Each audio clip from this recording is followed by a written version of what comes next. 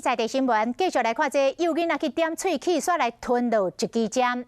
台中一个4岁小男童到诊所来做牙齿根的治疗，结果医生用来清这个喙齿神经的针线割落，互小男童吞落肚，赶紧送病院来急诊。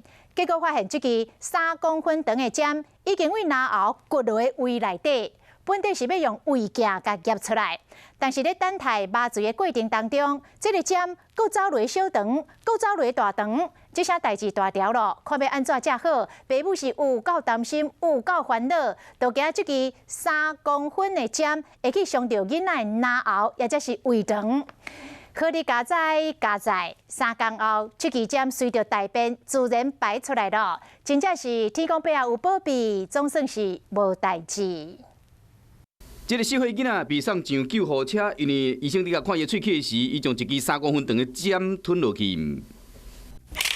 一个照电工发现讲，家在无卡哩牙喉是入去到胃，本来讲要用胃镜甲摕出来，抑过等麻醉的时，针又搁到小肠到大肠3天后才顺利排出来。你知道你吞什么东西吗？知道。什么东西？针。 这个囡仔真好运，牙喉甲胃肠拢无伤到，是讲是安怎看一个喙齿，哪会吞一支针落去？因老母讲，这个囡仔因为蛀齿去做治疗，当时医生举一支针要清除伊喙齿根内面的神经，雄雄听到医生一个一声尔，针就互囡仔吞落去啊。